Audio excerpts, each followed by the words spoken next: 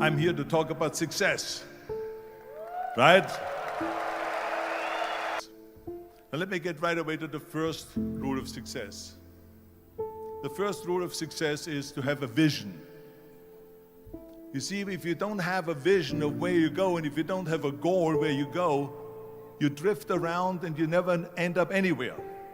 It's like you can have the best ship in the world, you can have the best airplane in the world. If the pilot or the captain doesn't know where to go, it would just drift around. It would not end up anywhere, or most likely in the wrong place.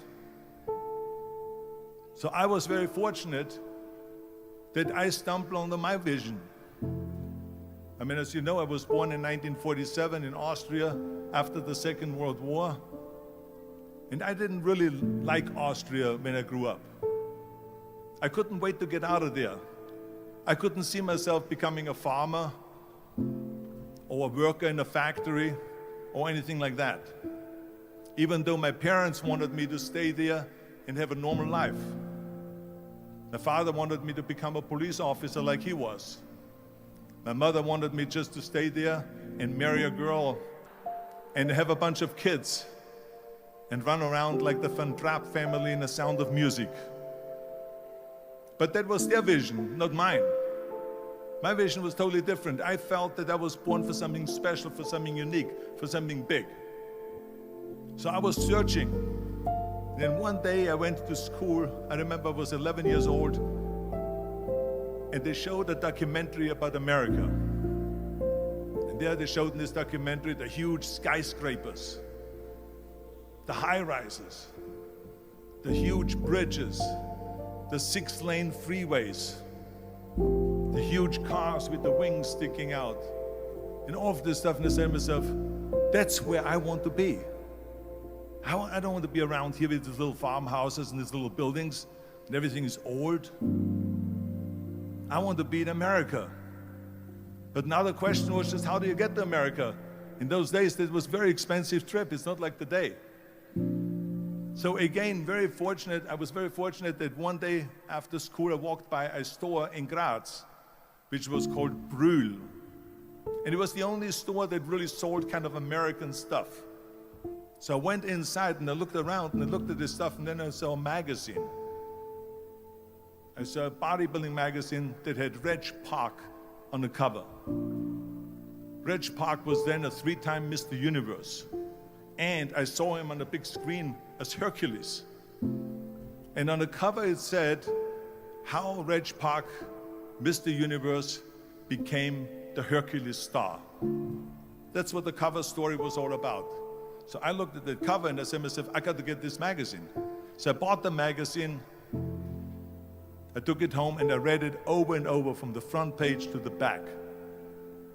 It had everything in there, how he trained, how he was working out in Leeds, England, in a factory town, how he worked out every day for 3-4 hours and became the strongest man of Europe, and how he won Mr. Europe and Mr. Great Britain, and then eventually Mr. Universe, and how he won the second Mr. Universe and the third Mr. Universe, and how he was discovered to play the starring role in Hercules. I read that and I said to myself, wow, this is the blueprint for my life. This is exactly what I want to do. I want to become a bodybuilding champion just like Reg Park. I want to get into movies just like Reg Park. And I want to make millions of dollars and be rich and famous just like Reg Park. Do you know how great it felt that I knew where I was going? Imagine the majority of people don't know where they're going. I knew where I was going, that I'm going to become this bodybuilding champion just like him. So it was just a question of how do you do it? I was so relieved, because when you have a goal, when you have a vision, everything becomes easy. So people always ask me, when they saw me in the gym in the pumping iron days, they say, why is it that you're working out so hard? 5 hours a day, 6 hours a day, and you have always a smile on your face.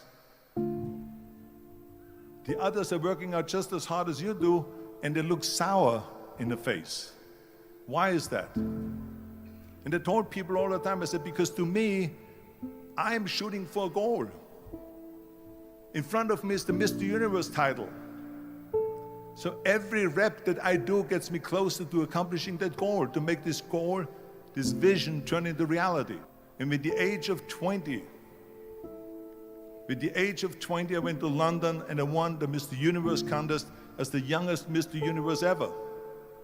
And it was because I had a goal.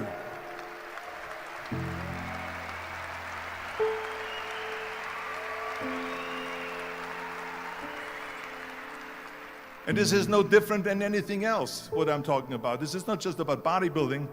It was the same in acting. And the same thing is also in politics. I remember that in politics, I had a very clear vision that I will be the leader of California. That's as far as I could go because I was not born in America, so I could not run for president. So being the governor of the fifth largest state,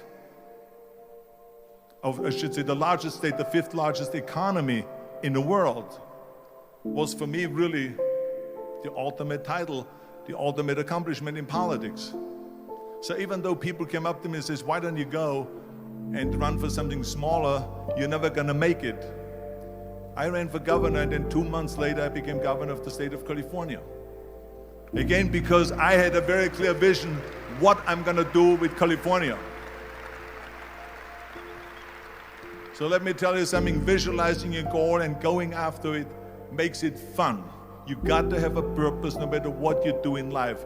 You got to have a purpose. So that's rule number one, have a vision. Rule number two is, don't listen to the naysayers. Don't listen to the naysayers.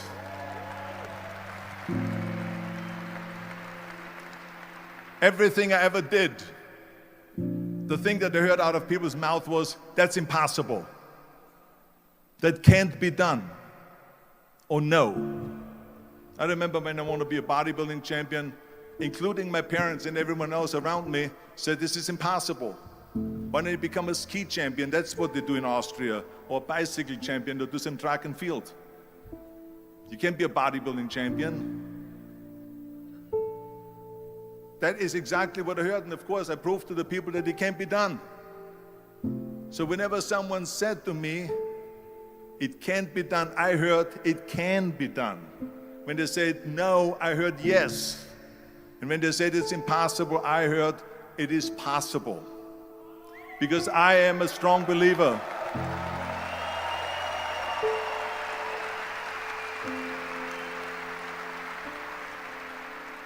I'm a strong believer of what Nelson Mandela said, that everything is always impossible until someone does it. Well, I'm going to be the one, I said to myself, I'm going to do it and I'm going to show it to them. Maybe it has never been done before. That's perfectly fine with me. But I'm going to do it. And I did not listen to the naysayers.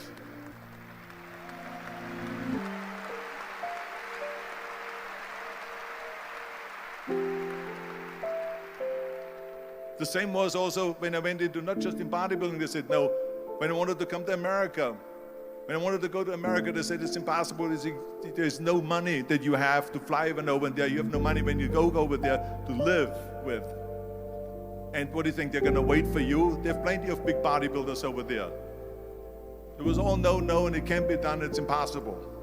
And I remember then that the same thing happened also when I went into the show business. Can you imagine, I was now a bodybuilder, I weighed 250 pounds, I was Mr. Olympia 6 times, I was Mr. Universe 5 times, and Mr. World and Mr. International. I won 13 World Bodybuilding Championships altogether, and now I said to the agent, the Hollywood agent, I want to get into movies. He said, that's funny, Arnold. I asked a studio executive, I say, I want to get into movies. I want to be a leading man. He started laughing. So they all say it's impossible. I said, why is it impossible? He says, because look at how big you are. You weigh 250 pounds. Hercules bodies and muscular bodies weighing 20 years ago. And then they told me, he says, and your accent, even if you reduce all your body weight and everything and have a normal body, your accent, I said, your accent, I mean, it will go give people a goosebumps. With the German accent, it will get people the creeps. They will get scared. He says, no one in Hollywood ever has become a leading man that had an accent. Doesn't happen. People in America want to hear their actors talk like John Wayne, or like Burt Reynolds, or like Clint Eastwood. Not like someone on Hogan's Heroes or something like that, some Nazi movie. That's the kind of stuff that they heard. They said, no, you see, it's impossible. And plus your name who can pronounce Schwarzenegger or something like that. No one can pronounce that, so forget about it, Arnold. This is the kind of thing that I heard. Imagine, you go from studio executive to studio executive, from agent to agent, from manager to manager, and they all said exactly the same thing. Now that's very encouraging, isn't it? But you know something? I didn't give a shit. I said to myself, in bodybuilding, I worked out 5-6 hours a day. I'm going to do the same thing now for acting. And of course, I went to college to study English. I studied voice, accent removal, acting classes, and all of this stuff, all day long. I worked and I worked and I worked. And within a short period of time, I made one movie called Hercules in New York, which of course went right into the toilet.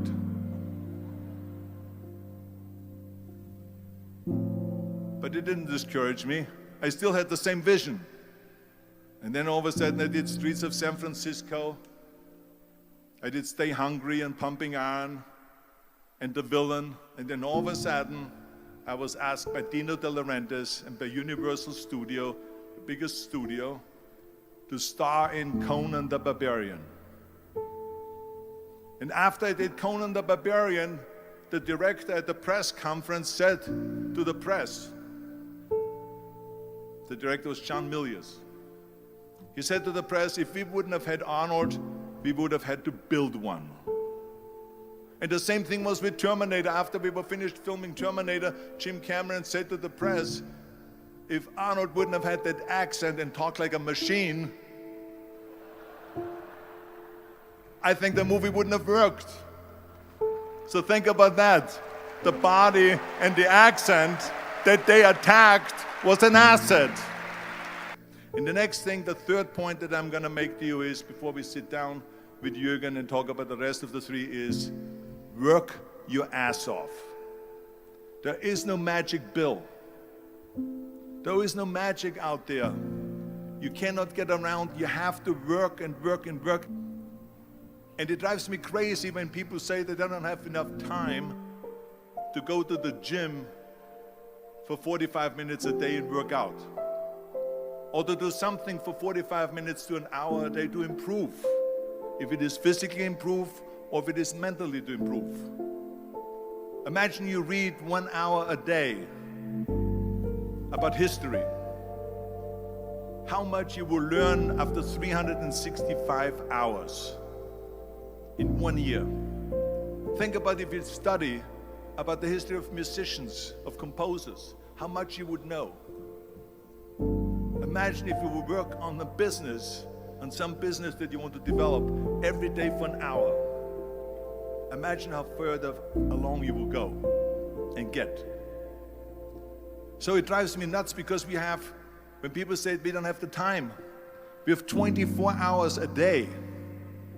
We sleep 6 hours a day, so that gives you still 18 hours. Now there's someone shaking their head out here in front. They say probably, I don't sleep 6 hours, I sleep 8 hours, right? Or just sleep faster.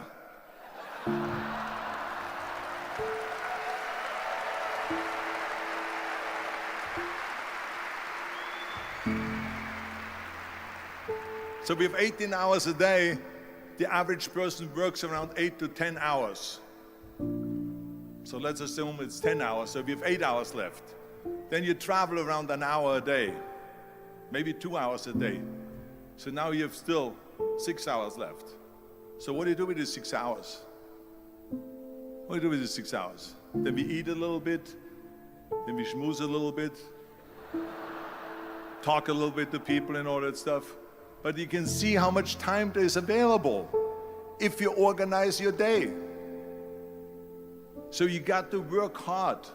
I mean, let me tell you something. When I went to America, I went to college.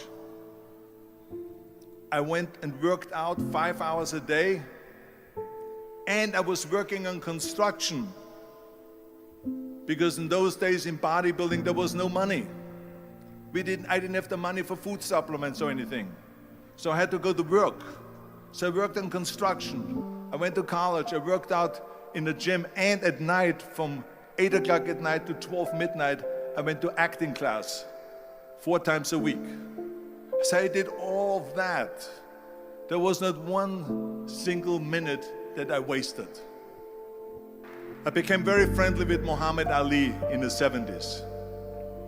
And Muhammad Ali worked his butt off. And I saw it firsthand. And I remember that there was a sports writer that was there in the gym when he was working out, and he was doing sit-ups. And they asked him, how many sit-ups do you do? And he said, I don't start counting until it hurts. Now think about that. He doesn't start counting his sit-ups until he feels pain. That's when he starts counting. That is working hard.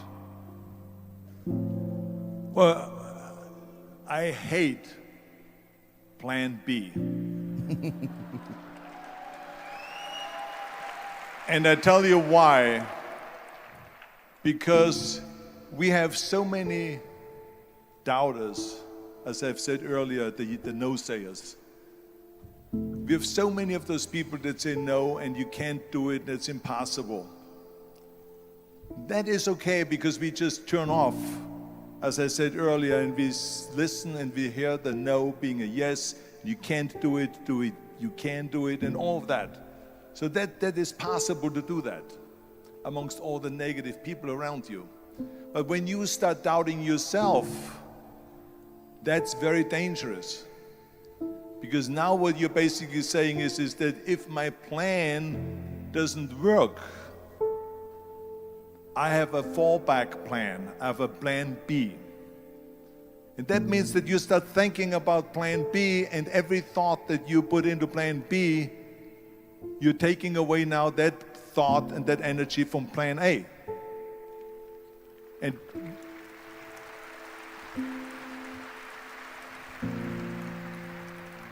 it's very important to understand that we function better if there is no safety net, because plan B becomes a safety net. It says that if I fail, then I fall and I get picked up and I have something else there that will protect me. And that's not good, because people perform better when there's no safety net. People perform better in sports and everything else if you don't have a plan B. I'm telling you, I've never ever had a plan B. I made a full commitment that I'm gonna go and be a bodybuilding champion. I made a full commitment that I'm gonna be in America. I made a full commitment that I'm gonna get in the show business and I'm going to be a leading man. No matter what it takes, I will do the work. I will do the work over and over and over until I get it. And the same was in politics and everything like that. So to me, it is very dangerous to have a plan B, because you're cutting yourself off from the chance of really succeeding. And the reason, one of the main reasons why people want to have a plan B is because they are worried about failing. What is if I fail, then I don't have anything else? Well, let me tell you something. Don't be afraid of failing, because there's nothing wrong with failing. You have to fail in order to climb that ladder. There's no one that doesn't fail.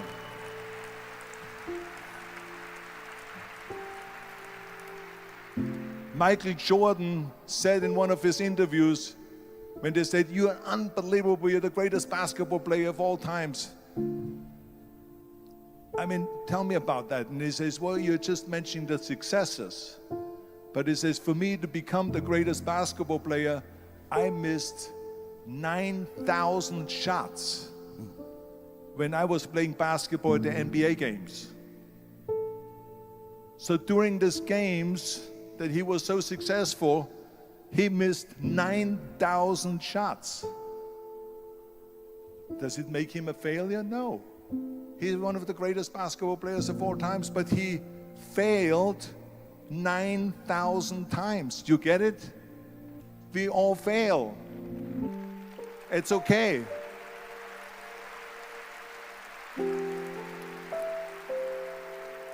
What is not okay is that when you fail, you stay down. Whoever stays down is a loser. And winners will fail and get up, fail and get up, fail and get up. You always get up. That is a winner. That is a winner. This is one of my 6 rules to success. You can only feel complete as a person if you think about what can you do for your fellow member around you that maybe needs help. I felt like that everyone has a different motivation why you get into that.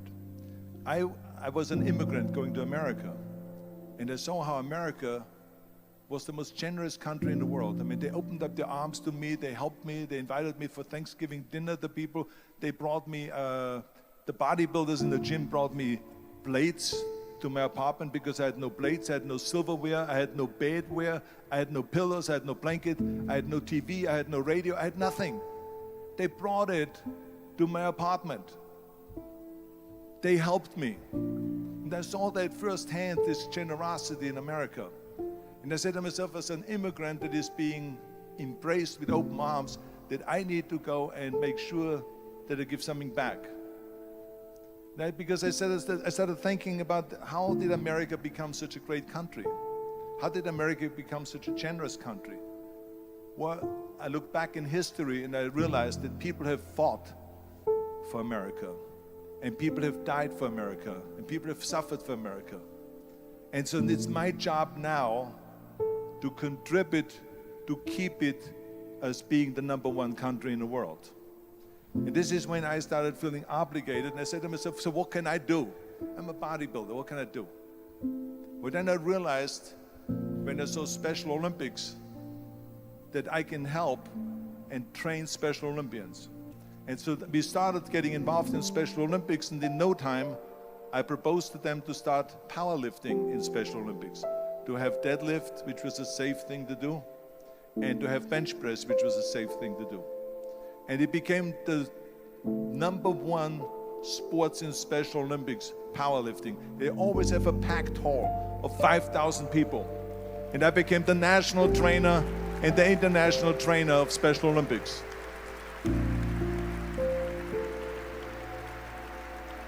And I tell you, I felt so good. I felt better than winning a bodybuilding competition, going to one of their competitions and seeing 100 of those athletes from all over the world competing in powerlifting and being happy and being included and being felt that they're equal to all of us. It was the most unbelievable feeling, and this is why I got so excited about it that then after that, I started, going around to military bases in America and training our military personnel. Because in those days, bodybuilding and weight training wasn't popular. Now it is. Now when you go to Iraq, to Baghdad or somewhere like that, and you see the American soldiers train, they have the biggest facilities. It's like this dome here. This is how big the training facilities are now. So it all changed. But in those days, it wasn't popular at all. So I went from military base to train the soldiers and the sailors and the airmen and all of them. And it made me feel good again. And then after, when I met President Bush, then Vice President Bush, and we traveled around to campaign, he asked me what I want to do, and I said, I would like to be a fitness leader in America. I would like to be the chairman of the President's Council on Physical Fitness and Sports. And then when he became president, he appointed me to that. And so now I really was able to travel through all 50 states and promote health and fitness. And the more I got into that, the more I realized how good it feels to give something back. And that's when my idea came about after-school programs, because after school, when I traveled to all the schools to train students, I saw there was a huge gathering of students after the school was over outside the school. And I asked the school principal, what are all the students doing? And he said to me, Arnold, you have to understand that 70% of the kids in our schools, they come from parents where 70% of the parents are both working. So therefore, there's no one there picking them up. So that's got me the idea to start after-school programs, to keep those kids in school while the parents are working, and to offer them homework assistance, tutoring, sports and fitness programs and arts programs, music and painting and so on. And it became a huge success. Then, of course, when 2003 happened, where there was a governor's race in California, I said to myself, now is my chance to jump in there and to really give everything. And people said to me, are you crazy to run for governor? When you're governor, he says, you cannot go and make movies anymore. I said, well, duh. I mean, I know that you can't run the state and make movies. Of course not. He says, well, you would lose all these millions of dollars. I mean, you're getting 20, 25, 30 million dollars a movie, you will lose that. I say, I don't care. I say, all the money that I made is because of America. My success is because of America. Everything that I've accomplished is because of America. I say, so for me now to give something back for 7 years and not to make money makes no difference to me. I say, I'm going to do it. And I jumped in the end of the race and did it. And let me tell you something. I'm not poor because those 7 years I didn't get paid. I'm perfectly fine, and it made me feel good that I could give back to America. Well, I think that every day we are benefiting from someone helping us. That's why I said earlier, there's no such thing as a self-made man. I mean, when you think about it, you're born and you need your parents to raise you. You need your teachers to teach you. You need your coaches to do sports. And so when I think about back of the people that helped me, I remember that everything I did always needed help. Think about it when someone says, Arnold, you're the greatest self-made man. I said, you can call me anything you want. You can call me Arnie, you can call me Schwarzi, you can call me Terminator, you can call me Governator, but don't ever call me self-made man. I said, because I did not get to that point by myself. I mean, think about just to be successful in the movies. How are you going to be successful in the movies without having an audience? The only one that makes you successful in the movies is the people that go to see the movie. So how can you say to yourself, made man, when you need millions and millions and millions of people all over the world to go and see your movies, so people, then the press looks at it and says, this guy is a big box office success. It's the people. It's you.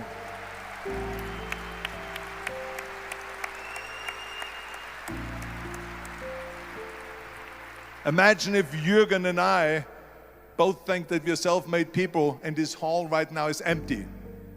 No one here. Do you think this will be a successful conference? No. Who makes it successful is not him and me. We are just one little molecule that is added to the equation. But you are the ones that make this conference a successful conference. So thank you, all of you, for being here today. You are the ones